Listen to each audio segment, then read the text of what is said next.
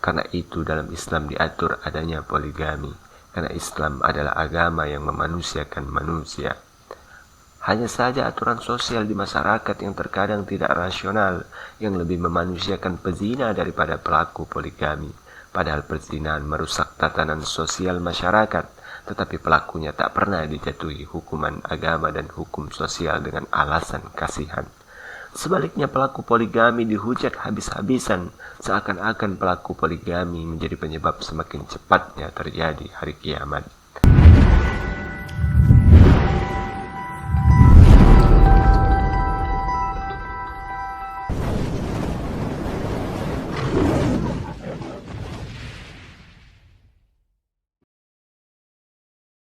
Assalamualaikum warahmatullahi wabarakatuh.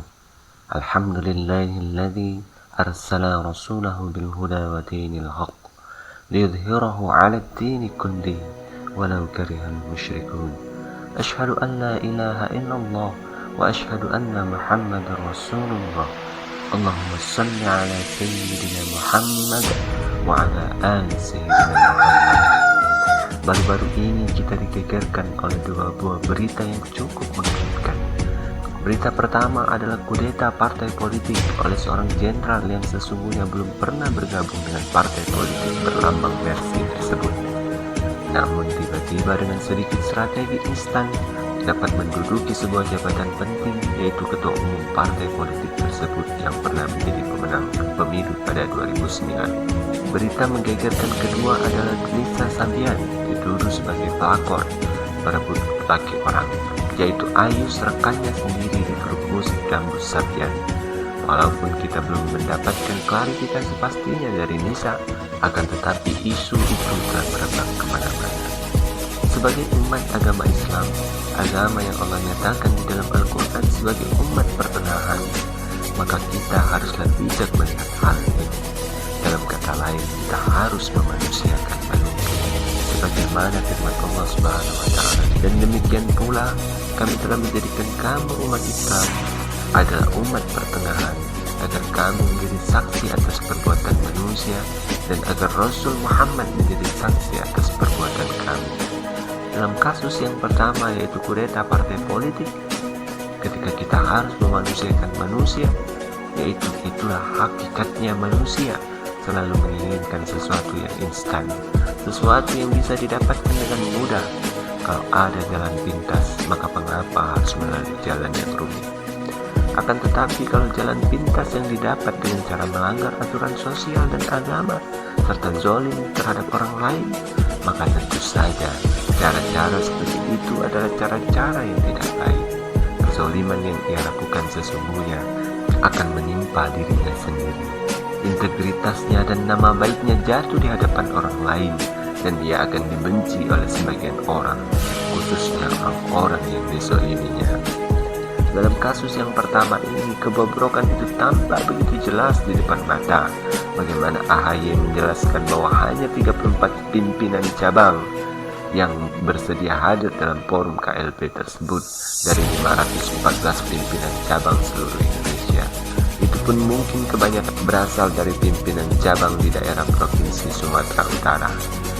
Bagaimana seorang KSP Muldoko yang sebelumnya belum pernah bersentuhan dengan Partai Demokrat tiba-tiba bisa didaulat menjadi ketua umum?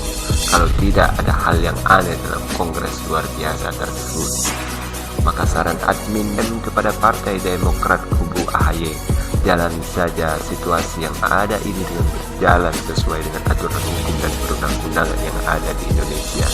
Karena dimanapun dan siapapun tidak akan berani menunjukkan kebodohan dengan sengaja di hadapan umum secara berulang-ulang, kecuali mereka adalah orang-orang yang gila.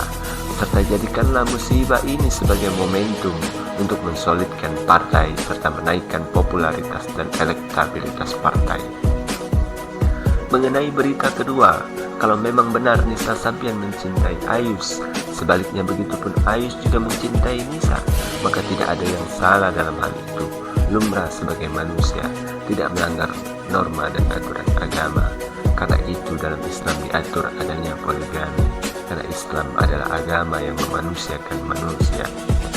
Hanya saja aturan sosial di masyarakat yang terkadang tidak rasional, yang lebih memanusiakan pezina daripada pelaku poligami.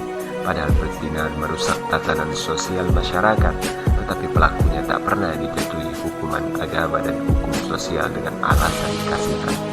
Sebaliknya pelaku poligami dihujat habis-habisan, seakan-akan pelaku poligami menjadi penyebab semakin cepatnya terjadi hari kiamat. Padahal kalau kita mau adil, justru dengan poligami lah salah satu solusi membumikan ajaran Islam. Mereka menjadi solusi tidak seimbangnya populasi laki-laki dan wanita di muka bumi. Kalau istri adalah tulang rusuk bagi laki-laki dan laki-laki adalah tulang punggung bagi istri, maka dalam satu individu itu, tulang rusuk itu jumlahnya banyak. Kehadiran tulang rusuk yang lengkap justru menjadi penopang tegaknya tulang belakang. Dengan kata lain, dengan memiliki istri lebih dari satu, justru menjadi kekuatan bagi sang suami dan semakin memberikan kepercayaan diri bagi sang suami untuk memaksimalkan potensi dirinya, mengarahkan keluarganya meraih kebahagiaan hidup di dunia, lebih-lebih lagi di akhirat kelak dalam memaksimalkan perannya sebagai khalifah fil ardh. Wallahu a'lam. Wassalamualaikum warahmatullahi wabarakatuh.